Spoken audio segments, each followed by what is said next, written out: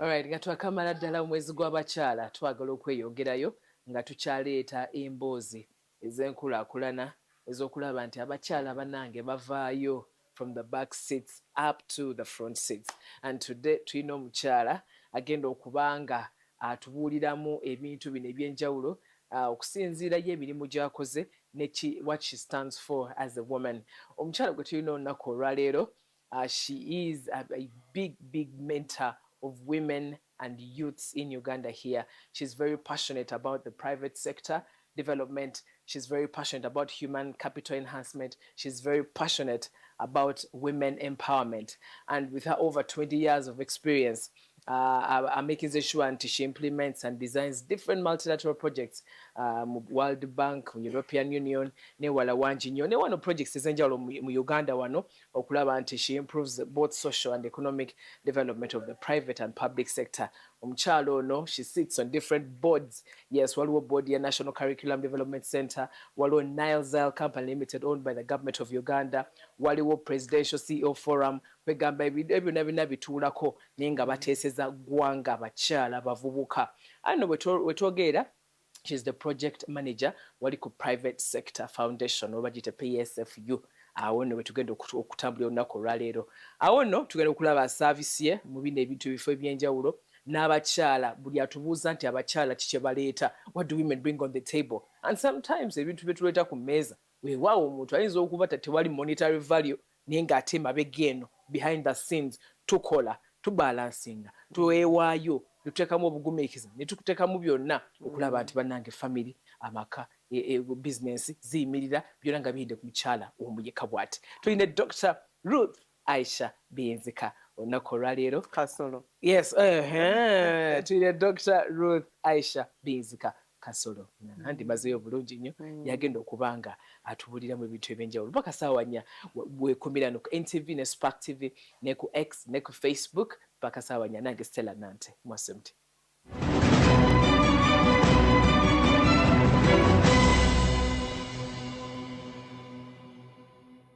Kale ziramu okubaaniriza nga bwe mbawadde introduction wali mu first segment yaffe esoose. Tulina Dr. Ruth Aisha Biyinzika Kasolo olunaku olwaleero. Profile, my friend, byonna abikola, but she remains standing. Ate nga yeeyongera obuvunaanyizibwa every now and then. But how does she do it? Bw'atudde ewaka batubuuza what do you bring on the table? Tofaayo Dr. Aisha leero katubuulireko ebisingako. Dr. Aisha kwaniriza nnyo ku Mwasuze Mutya. Nange nsanyuse nnyo okuba nti ndi ku programu eno olunaku olwaleero era abatulaba mbaaniriza nnyo mbalamusizza ate bw'obeera ng'oli mukyala nsuubira nti bingi nnyo bijja okuba nga otuyigirako olwaleero. Waawo ate nno tetugenda kwetooloola because olwakadde munange akadde ke tulinako kabalirire naye ate we twogera ku women empowerment simanyi kikitegeeza eri obulamu bwo given the different things by'okwasaganya and you still come out victorious. Yes. Ekintu kino ekyokuba nti abakyala bali empowered kintu kigazi kubanga omukyala ali empowered ye mukyala asobola okwetuusaako ebintu ebyetaaga ebyenkizo ku bulamu bwe. Gamba nga information, omukyala olina okuba nga omanya biki ebigenda mu maaso.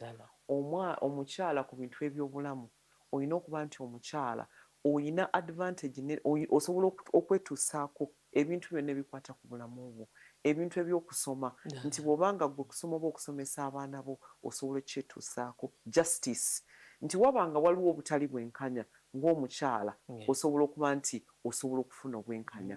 Ekirala ye economic empowerment nti omukyala ku bintu ebikwatagana ku byensimbi okuba nti olina ekintu ekidda mu nsawo byonna byonna obyetuusaako. Kakati nze okwogera okwange n'abakyala nasalawo kufokasinga nnyo ku mukyala okubaamu akasente mu nsawo.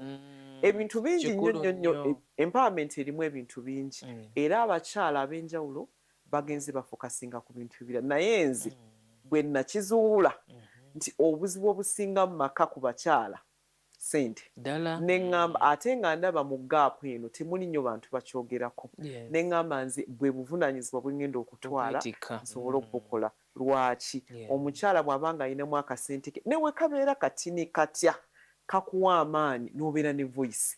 Omanyi nti abakyala bangi akati boogera kulinaga nti oyogera uyina kaki kikyogenda okugatta nje nakujja yewala kakati omuntu ajja kugambe tugenda kutwala abaana wano mu ssomero n'omuga nti nedda essomo lino lye lisinga naga nti sirika kubanga sigwokola ki sigwosasula ate abakyala abasinga banyigirizibwa nnyo kubanga tebalina ssente n'osanga omukyala omwami anyigamu akantu kati nnyo naga sijja kuwa school fees kati nze njagala omukyala aga nti omwami bw'abeera nga nti sijja kuwa school fees omwana wo tatuula omukyala bw'obanga otuuse okugenda okuzaala kubanga mwayombye mwanyiize abakyala bangi babonaabona naabanga n'akapiira kano buli kimu kapaaka kamama kiiti takasobola naye ng'ogamba nti kale taliiwo ne nsobola okugenda ne sifa nga nzaala omwana abakyala bafiiriddwa abaana njala mu nju munnanga omusajja tasobodde kutuwa mmere kati nze ekintu ekyo nakizuula nti ekintu kya ssente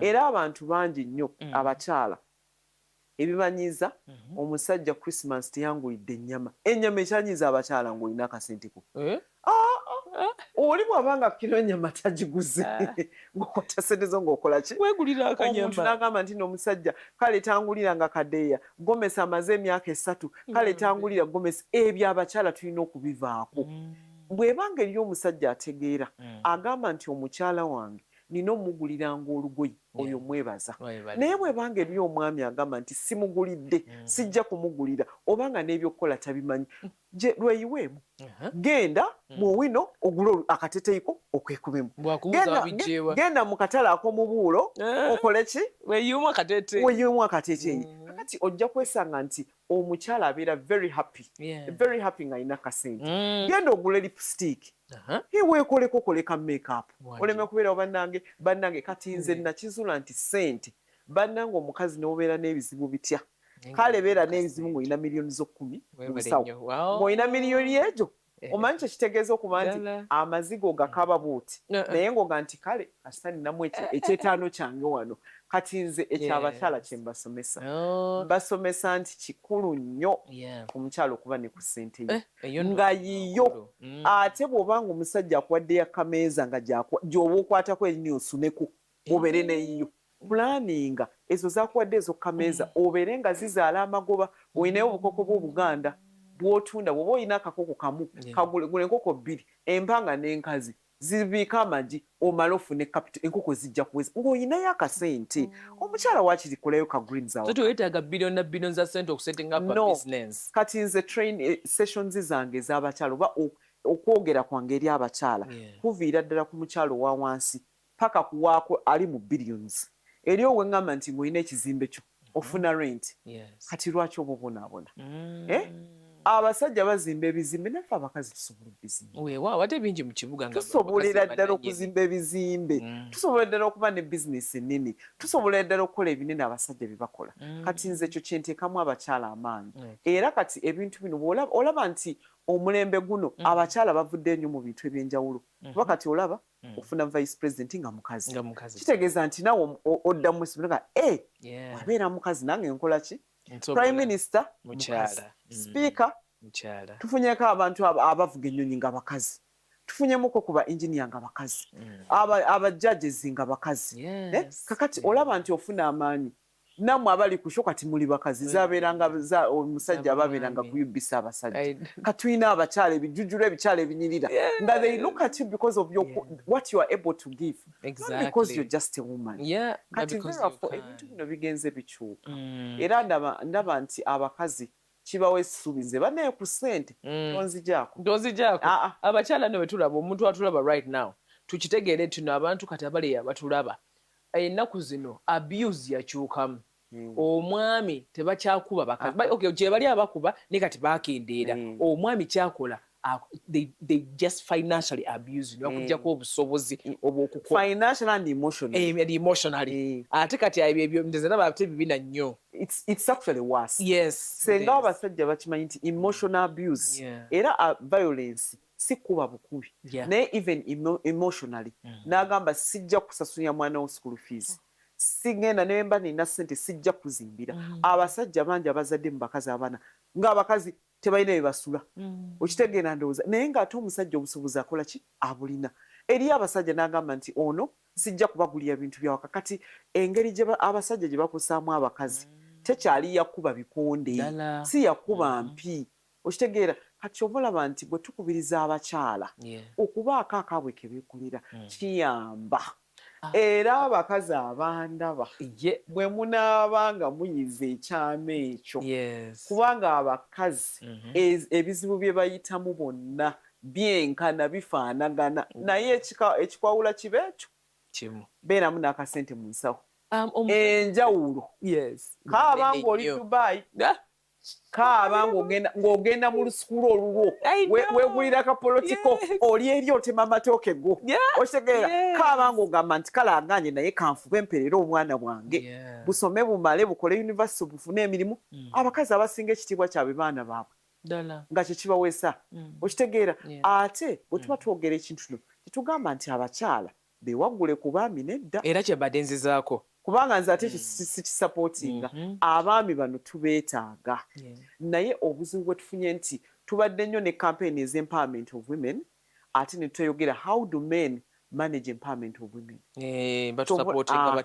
kati omwami osapootinga ki omukyala wo kuba nti ayambuka ate naawe n'omukyala omanyi kyekitegeeza omukyala ng'ofunye amaanyi kyekitegeeza nga nze eri abakyala bensomesa naŋŋamba nze madamu nenkwata emitolo gyange ataano nga gange mba sigambwako nze mba ngambwako bagamba nedda osobola okuba ne sente ezo ate nosigala ng'ogambwako oninga nze nefuna miliyoni zange 10 nga zange nenzimba obuyumba bwange nemugamba nti ennyumba baazizimba dda naye osigala okyali muntu ng'omukyala nti ebintu bino byonna osobola okuba nabyo naye n'osigala nga oli mukyala ate no abaami abasinga omanyi abaami babeeramu nnyo okutya kati abaami tubasaba omukyala mubaleke babeeko ke bafuna bano bamaama b'abaana bammwe bano bakwano bammwe mubaleke bafune omukyala muneebwe amanyira ssente kati obuzibu bwe buva ntandikira ku bataata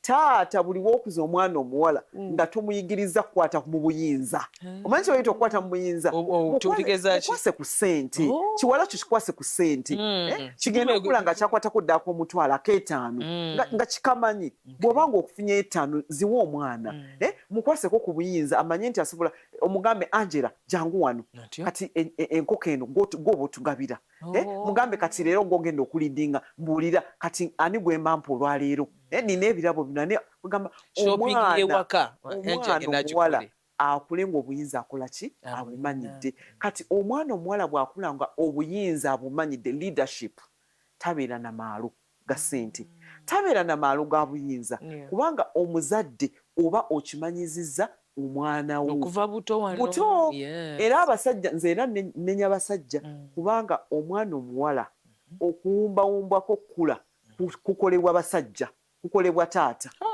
most girls they get their empowerment their voice from their fathers era bw'osanga abaana abasinga nga taata we yali yamwagala nnyo nga muwala avaayo nnyo nze ebyange byonna byendi taata wange maama wange ate talina nnyo kyeyanjigiriza era teyali mukwano gwange omukwano ogufunye kati nga tukuze naye my father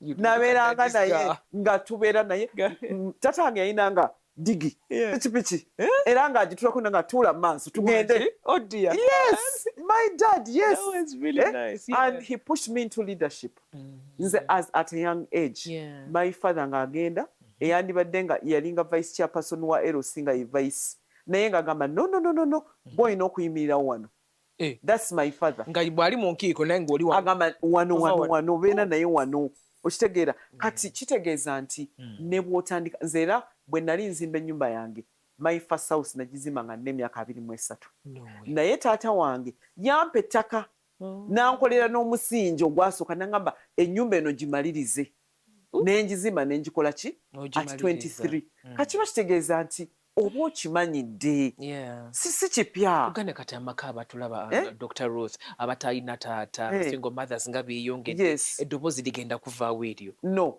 kakati tusaba abantu bano nti anti kati abasajja mbadde njogera ku kino eky'abakazi nti bwe bafuna bajooga abaki abaami kati bw'oba taata eno tutandikidde ku taata n'akiteekamu omwana we nti you can be a leader kati omwana ono ne bw'abeera ng'omukyala ofunye totuula abasajja ku mutwe omanya nti it's fine okuba ne ssente si kyamaanyi.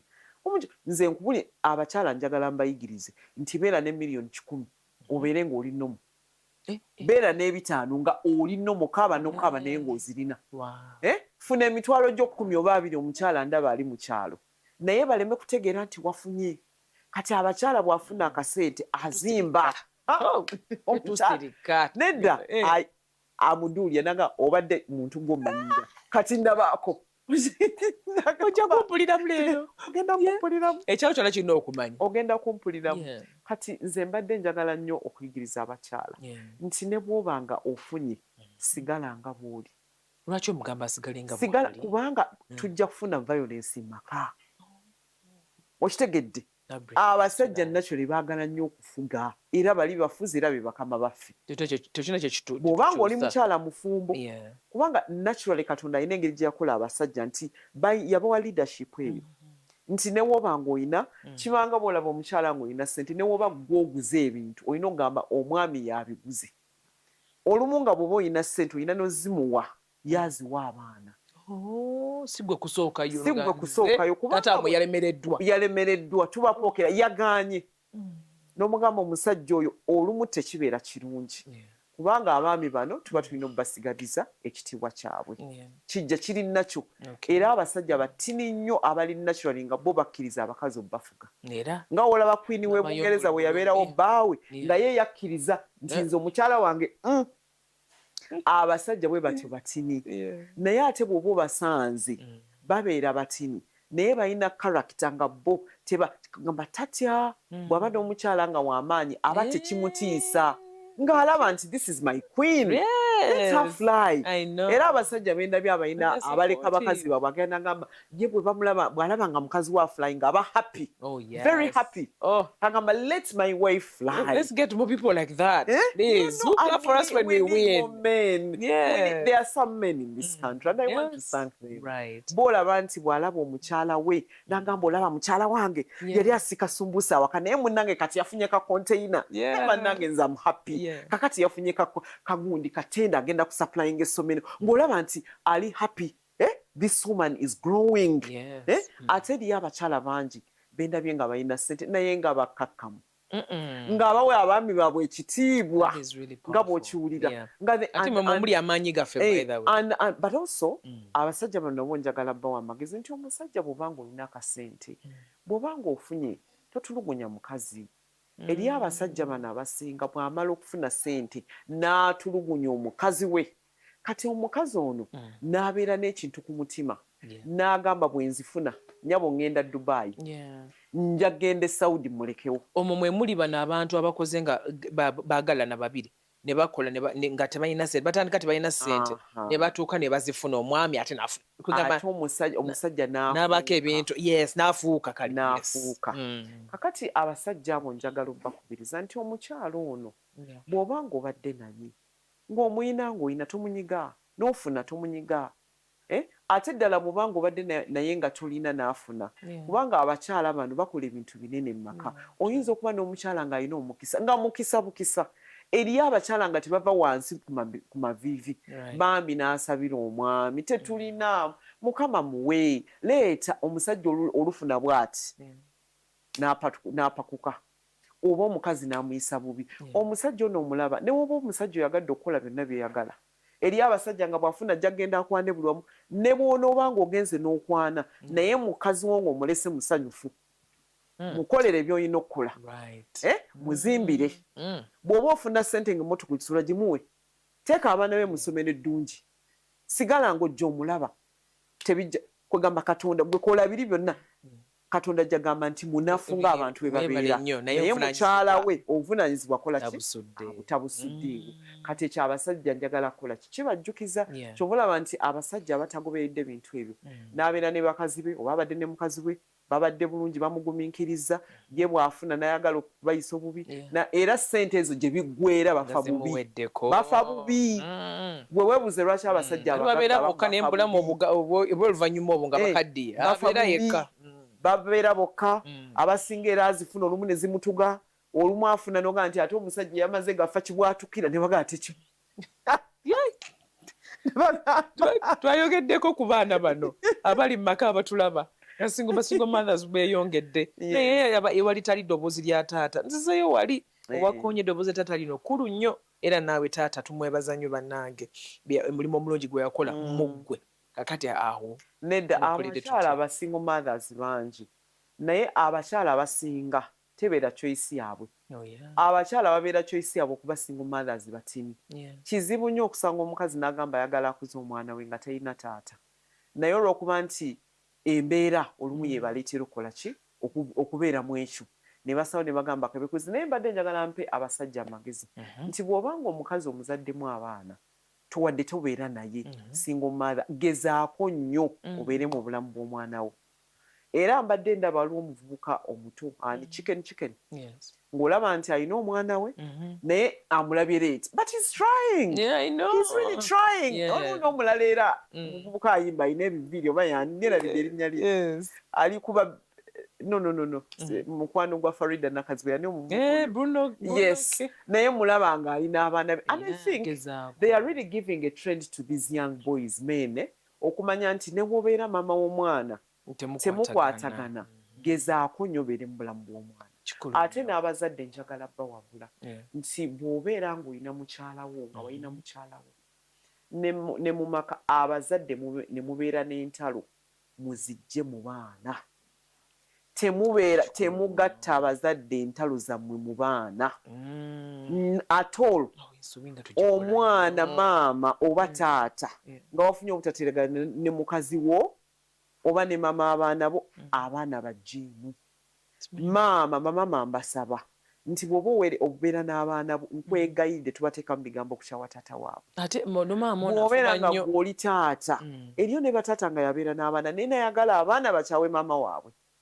ekyo tukireke kuba Katonda aba ye yakiwa tagenda kukyusa maama tagenda kukyusa taata ate n'ekirala nti ebintu bino omuzadde asobola okukolimira omwana osobola okugamba nti nze neekuliza abaana bange naye taata agaba omukisa ku baana naye ate ne maama nga yakaamya amaziga bwe gati naga amaziga ga maama mazibu kiba kizibu nnyo kwegamba byonna bibalansinga kyova olaba nti eriyo olugero lwa Bayibuli waliwo ndowooza nga mulaba nti Yakobo oba Jakobo yalina abaana yali Isaac yalina abaana babiri Esawo ne Yakobo naye maama yalinga ayagala nnyo Yakobo naye taata ng'atayagala Esawo meaning taata agaba omukisa naye ate maama ayagala oli era maama akabaddi yakazannyo kigamba olaba nti buli muntu alina rooli gy'akola kati maama akabaddi n'akazannya n'akyusa ono omwana eyali alina okuba Esawo n'amufuula Yakobo era omukisa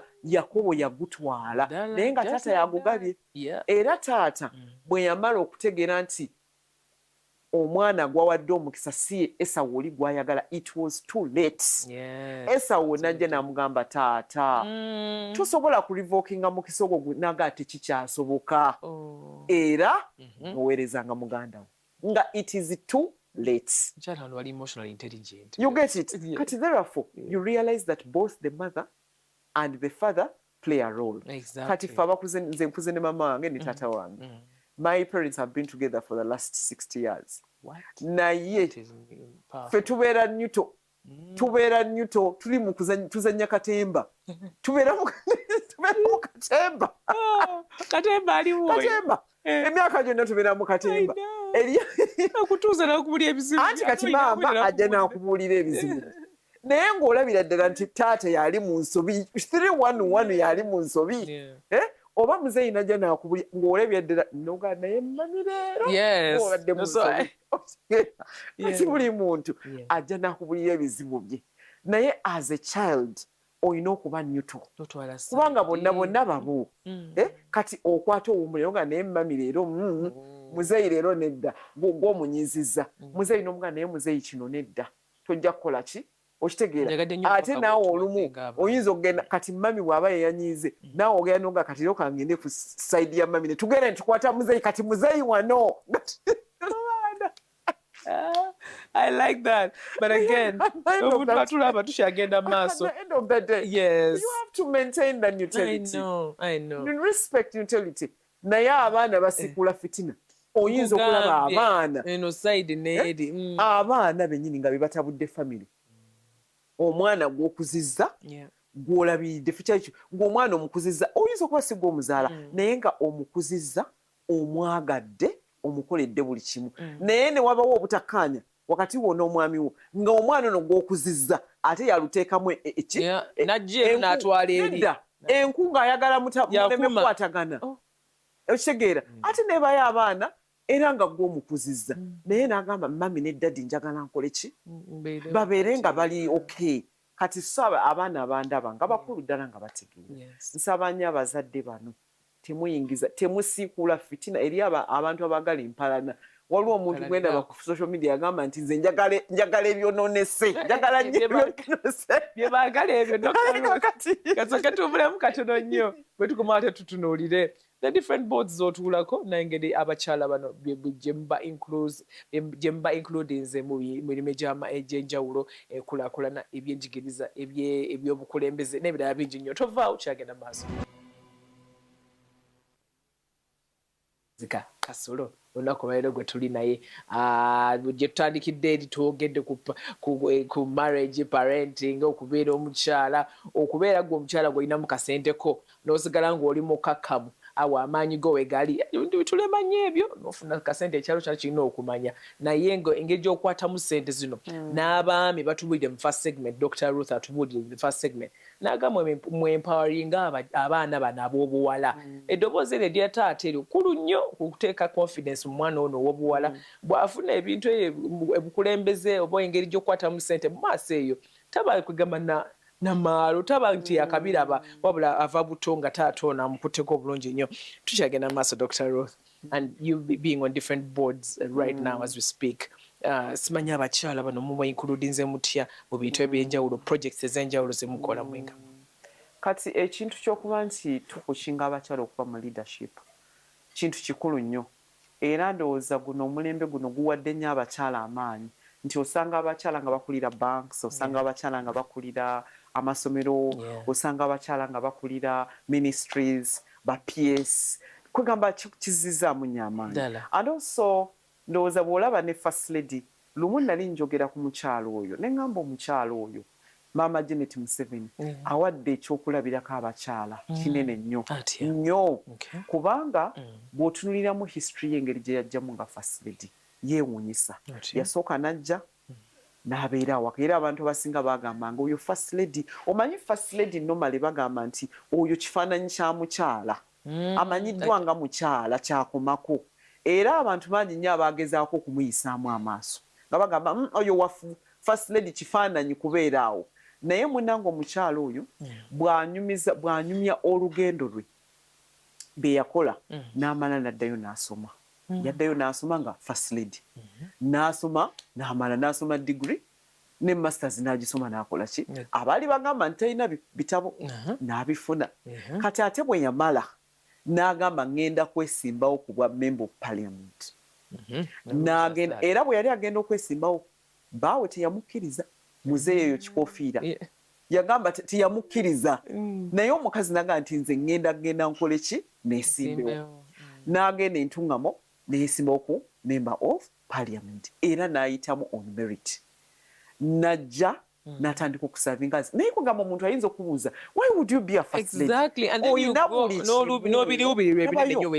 buli kimu emmere yabwereere wardrobe yabwereere abaana basomera bwereere naye omukyala n'agenda n'afuuka member of parliament ate bwe yamala baalinga abantu bavuma Kalamojja nga bagamba nze bannange akukene nzijukira ffe nga tuseka nga oli bamuwa ministry ya Kalamojja bannange ng'oseka n'amagulu n'ogandika oba otudde mu ntebe n'amuwa Kalamojja naye munnange bamuwa ministry ya Kalamojja n'amakinga ministry y'okuba relevant n'akola Kalamojja bino byonna byolaba golodi simanyi biki bataddeyo amasanyalaze nagenda nze Kalamojja nga bw'oba ogende nagenda nakiranga nnyo ogenda nakapiripiri nga bw'oba ovudde embaala ekikuba ekyo kyonna paka Kalamojja ng'ovudde waliwo abo abagundi babeera waliwo ekifaawo kiddako awo nga weeyongereyo gende nga kyattaka teri masannyalaze some years back when I went there I think 20 years ago nga teri masannyalaze teri kiki n'apushinga n'alaba nga masannyalaze bagataddeyo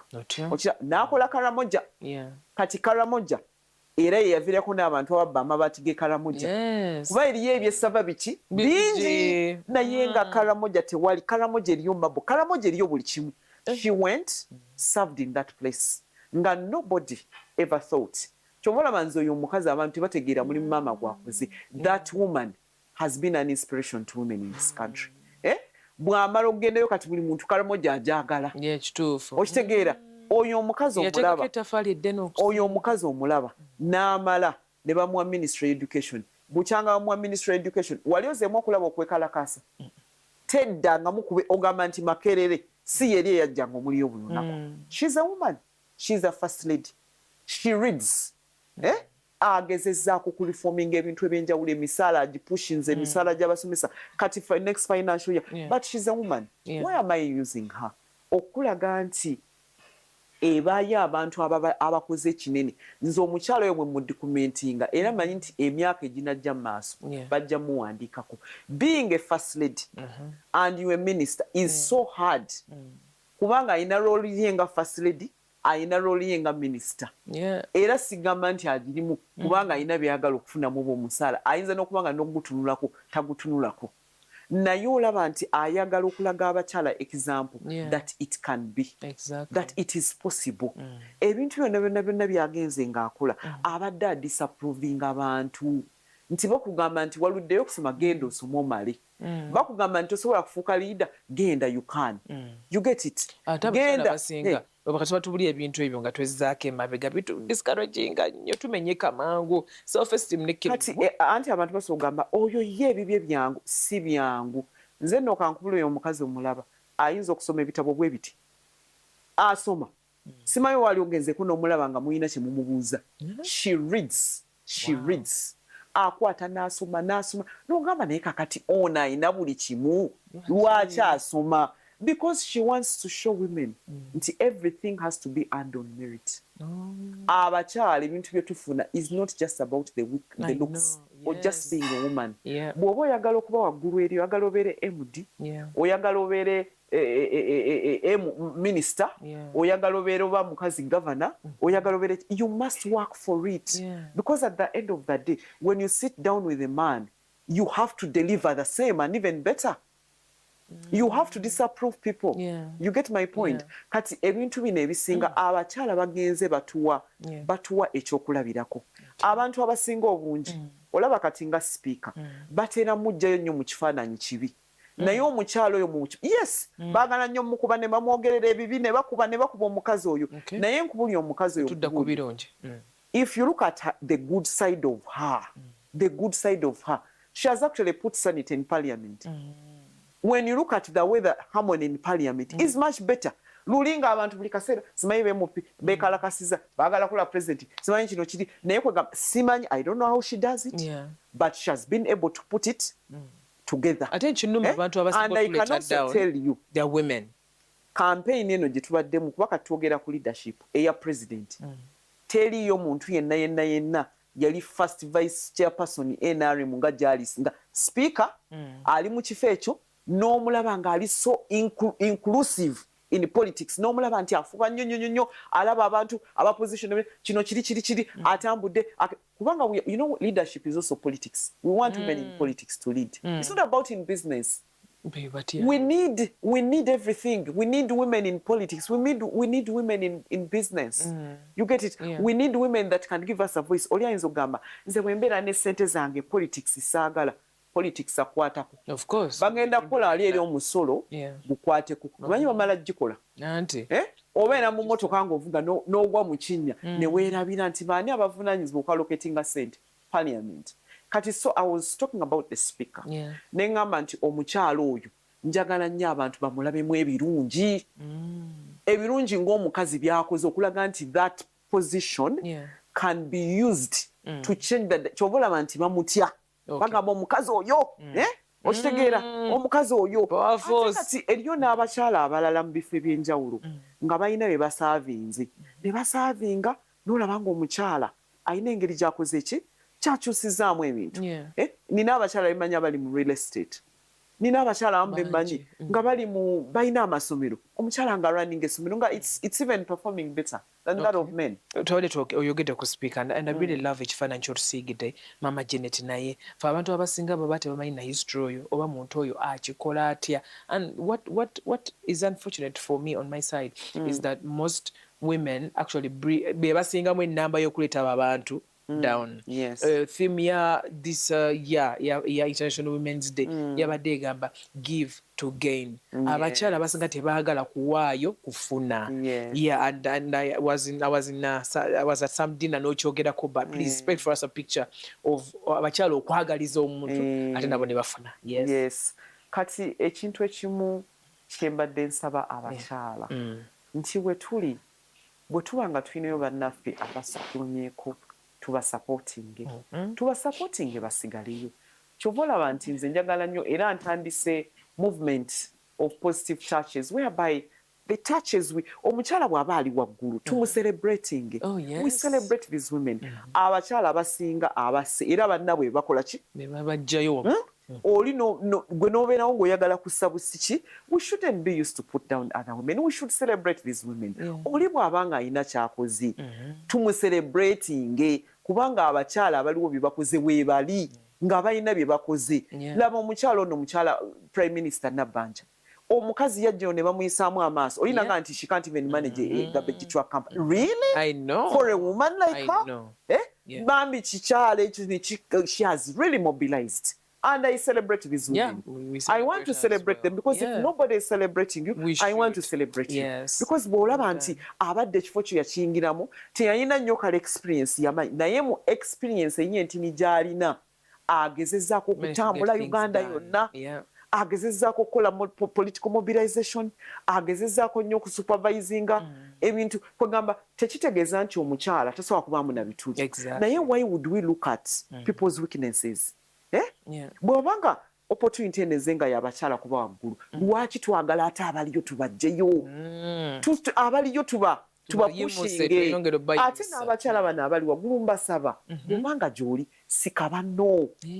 Omanye abakyala tweerabira okusika ki bannaffe, ffe tukole ebintu bibiri. Aliyo waggulu tumuselebrating, tumukuumireyo. Kati gwali waggulu eyo banno genda ng'okola ki okwasika. Nawe ogambe nti nze ku tayimu yange nasitula abakyala bwe bati, nayisa amateeka bwe gati. Abakyala bano bali mu positions ezawaggulu, njagala mbasabe batunuulire ennyo amateeka ge bayisa nga gayamba abakyala. Agambe ku mulembe gwange, that is what empowerment in leadership is. We don't put you there kubeerawo nga gamba kifo.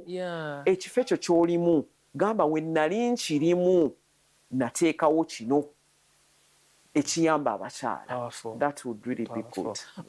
Tukyagenda maaso ddala tuli mu kwogera mu bakyala obina ebifo ebyenjawulo ate n'abakyala of course naffe twekubira omulanga ffe ngaffe okuvaayo gye tuli. Much as abakyala nga Dr. Ruth Aisha Means Kakasolo ajja kuvaayo ayogere byayogedde, naawe obiwulire oluusi kati enkeera tujja kubako by'okyusa ogambe naye yayogera bw'ati, naye musaba bw'ayogera tuwulirize, because kakati ye she's in a very powerful leadership position on different boards. She's a wife, she's a mother, she's a daughter, she's a friend, and she's managing to do everything. Kati mbadde nsaba naffe kennyini wetuwulira abantu bano bwe batenga bwogera tujjemu bye tujjemu tubeere nabyo bituyambeko okwesitula tuveeyo eyo emabega ate tweyongereko mu maaso. Tugendeko mu bya business, Dr. Ruth. Business zino abakyala research yalaga nti abakyala bano batandikawo businesses naye they don't take off mu mwaka awo tezisukkawo. Lwaki gooza tezisukkawo era obuzibu buli bwa tubutereze tutya? Anti kakati omuntu mu business entrepreneurship erimu ekigamba nti omuntu alina okuba nga risk taker. Omanyi attributes ezimu of an entrepreneur is being able to take a risk. Nogamba naye abakyala tutya nnyo, tutya nnyo. Bakugamba ekinoga nti bannange ekyo nkitya, ate olumu bwe tutandika okukola ekintu tetukiteekamu maanyi. Kwegamba tokiremerako. Kati abasajja bano ekisooka bo tebatya, bw'abanga ayagala okukola ekintu bayeetaaga okukola looni ajja gitwala. Men network. Kati ffe abakyala we don't network, we gossip. We gossip. Kyobola banze ebintu by'olugambo ebyo sibiriimu. I don't. No wonder. I don't have somebody to gossip with. No. Tulina ebiseera bya gossipinga. Okitegeera kati abakyala time yaffe naye abasajja bano they network and get to know what is working, what is not working. Nkuweeyoko wano natandise kano kankuweeyo katenda. Kati senga naffe twepuulinga n'omanya nti omukyala wemba nina essomero ngenda kuwayo omukyala asaplayinga akawunga, asaplayinga amagi, akole uniform, ate tutuukirize. Tukole ki? Okutuukirize. Otegeeza ki okutuukiriza? Anti bakuwa order ne bagamba buli lunaku ojja kuleetanga tray 10 ez'amagi ez'abaana. Olabikako owayo olunaku olwo toddamu. Oyinza okukola olumu n'olwokubiri ng'omala ng'obula n'essimu toddamu gikwata. This is how sometimes women the other thing is women we struggle with personal finance management. Kakati mwana wattu nze bwe mba nina bizinesi yange nga ndi mu arcade wali ku Mukwano arcade, ndi mu ka bizinesi kange lwensibye wanti abakyala beera mu arcade omwo omusanga ng'anyirira bw'atalinga nga kijjuju. Kasoma n'ayingira n'amutunulira bw'ati n'alola amaaso. Jangu Annette jangu oyogere n'omuntu ono. Okitegeera mwogeza kakati abo Annette ayogera n'omuntu tafuddeeyo. Okitegeera bw'amala n'amubuuza mami kino ekintu tekiriiwo tujja kukireeta naye ng'ate bw'aba musajja ayiriba omukyala ayiramu that male sense agamba lindako agenda akola ekireete abakyala onagamba muntumizeeko katunda muteekeko n'ekibumba n'akifuna aba yakamala ekibumba capati ziyiseewawo nandyagadde ku Rolex ne bagireeta bw'amala empafu nandiridde ku mpafu emirembe girya tewuli kakalukana n'ensenene balese ensenene bambi bazireete fene bannange fene bannange njagala fene obwogeza nno Dr. Ruth olunaku lulamba ng'alidde emitwalo 10. Allah ng'alidde ekitirinye just like that ekyo naye ng'atunze mmeka? Atunze 7 aliddeko 5. Ayinza okuba atunze 7 naye ng'aliddeko be bakyala baffe. Be bakyala ki? Eno mwali mu nviiri kakati mwamala aluddako abakyala w'enjala najja enjala zituuse emirundi 3. Enjala kati anti buno bwazze bundi top gundi ndowooza tugire kano kajjeeko. You get it? Omugoyi babeera mu kugula omukyala n'abeera mu dduuka naye nga alikifuusize another shopping mall. Abaleeta engate ez'akajja abaleeta biki kakati ne weesanga nga abakyala ssente ezisinga ze bakola ziggwawo buggwi. Ziggwawo ozikola nga bwe zikugwako. Abakyala ekyo kizibu kinene nnyo. Era nze nayinako amaduuka nkimanyi bulungi nti abakyala abasinga bajja mu ttawuni kumalako biseera bw'omugamba nti tuula okulira awaka takkiriza awulira nga kimuluma. Okitegeera abakyala abasinga badda mu competition n'obeera ne competition munno kino ekyo kisudde nnyo abaki ate niyo n'abakyala nga tebalina mukisa. Bannange ekyo kintu kituufu. In life there is what they call favor. Omusajja n'amukolera bizinesi esooka neggala, n'amukolera obugoye bw'abaana ne buggala, n'amukolera obuviiri ne buggala, n'agaa akamuze masuuti ne gaggala, n'agaa akamukolera kino ne kiggala nga yakasula bizinesi nga 6. Ngaye buli kimu kibakola kyakola kiggala. Kubanga abantu beerabira nti nze kyenjigidde ku bantu bano abakola ssente ng'olina byokola obiteekamu favor, obiteekamu okusaba. Baabayindi balina ebyabwe era obisangawo naye kakati olina ki? Bw'obanga oyingira mu dduuka lyo otandika okukola oliggulawo olisabidde n'ogamba Mukama ntandise bizinesi naye ngiteeka mikono gyo, Allah ngiteekayo gimpeera omukisa ndeetera abantu nga bagula egejje yeyongereyo kubanga banne teri kisinga malogo wansi eyo.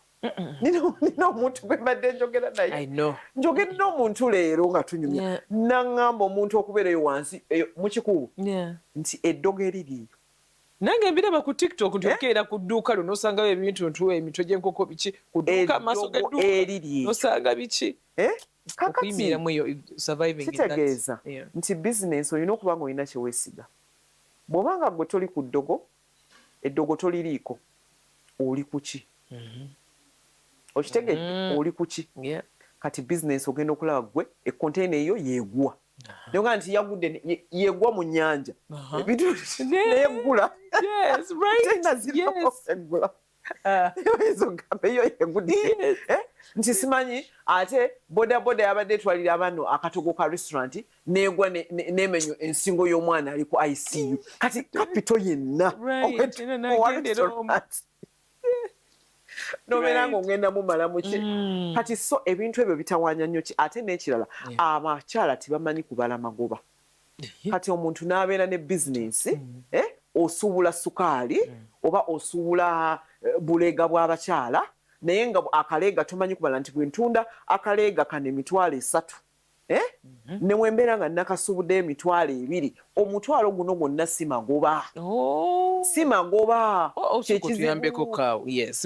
si magoba kubanga akaleega wakasuubudde $2 okatunze $3 kati omutwalo guno ng'olina okusalako kaki akagenda ku renti kaki akagenda ku ssente ez'abakozi kaki akagenda mweya nti kuba oyinza okuba nga osuubudde obuleega 100 naye obuleega 5 ne bufa emmese n'ebulya olinako damage eyo pure fridge gwe nnyini bizinensi oyinza okuba nga wafuna looni okusuubula ebintu bino biriko looni kakati abantu bafeeringa okubala kati ye bw'abanga amanyi nti nsuubudde 3 ntunze 3 nedda nasuubudde 2 ntunze 3 kati omutwalo ge magoba gange n'agalya abasinga obungi tebamanyi kwebalira musala gwabwe mu bizinensi kati oli agenda n'agamba bizinensi yange sente zange kanzikosenga bwenjagala you know kati ebintu ng'ebyo bitini nnyo nnyo naye bisuula bizinensi bisuula nnyo bizinensi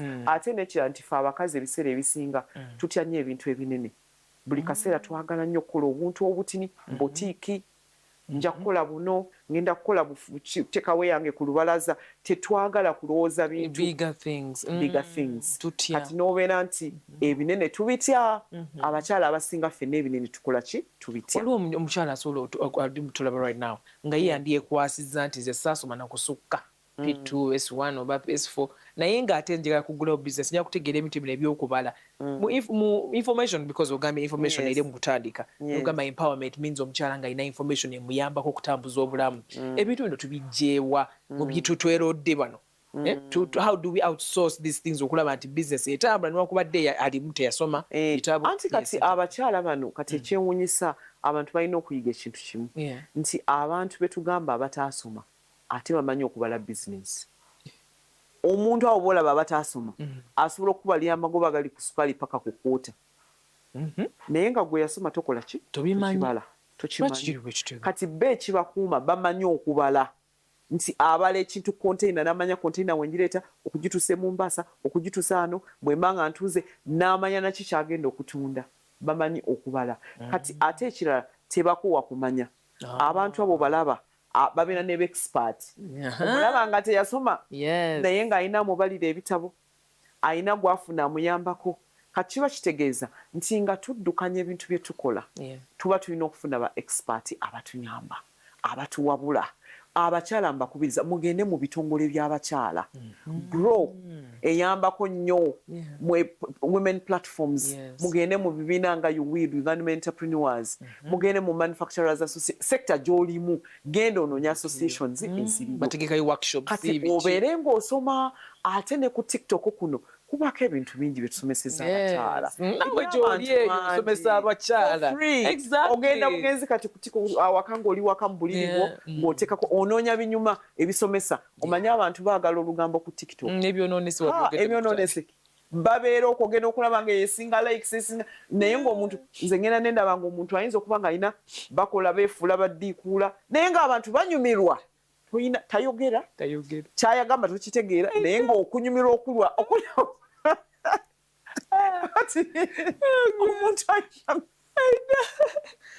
omuntu alina bizinensi ng'ali bizinensi teyasoma kusaba ku TikTok otwo kuliko abasomesa genda ononyeko bamwami kakiika genda ononyeko waliwo kakande Dr. Ruth gwe bali okubasomesa okebeere ng'okebera ogaye nti abo mina bye mbayigirako kubanga okuyiga tekuggwaawo ate ffenna bonna kutiyiga ate ebintu bikyuka ate abakyala njagala mbayigirize mbajjukize nti mu bulamu buli muntu ayambuka ate nakka buli muntu afuna ebimusoomooza kati abakyala bw'ofuna ekikusoomooza togwamu maanyi manya nti eri abayambuka ne bakka naye we bakka ne bakka wansi bakkakana ne bafuna ekyokuyiga ne beetereza baddayo n'olwekyo bw'ofuna challenge yonna keebe ki keebe ya mwana keebe ya bufumbo keebe ya bizinesi keebe ya mulimu keebe ki manya nti in life buli omu afuna setback but when you get a setback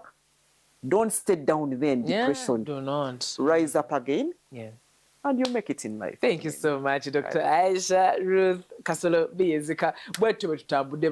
Life is full of peaks and valleys. And when you're in a valley, ogenda kuyigirayo, waliwo abagenda valley ne balemerayo, ensi negamba kati oyo yagwa, oyo byamulema, oyo bichi nakusalira omusango, ate bambe nayo n'owulira ng'oli discouraged. But don't be discouraged. Funa engeri gye weesitula. Oluusi nno tulinda ba Prince Charming ajje azigyeyo. N'olinda muganda wakwateko mama taatawo mukwano nga teri n'omwajja but again weteekemu wefuna kyokola weeyimuse topoowa Dr. Ruth nga bw'atugambye ate bannange okuyiga tekukoma so tweyongereyo nga tuyiga every now and then sikoze nzeka badde n'omwami Adam nkoze ne producer Daniel and Mr. Okure era yatufuze natuteeka wano maka malungi nnyo era twebaza Dr. okutukkiriza ne tujja nitulako wano mbagala nnyo mbagaliza wiiki ennungi mwera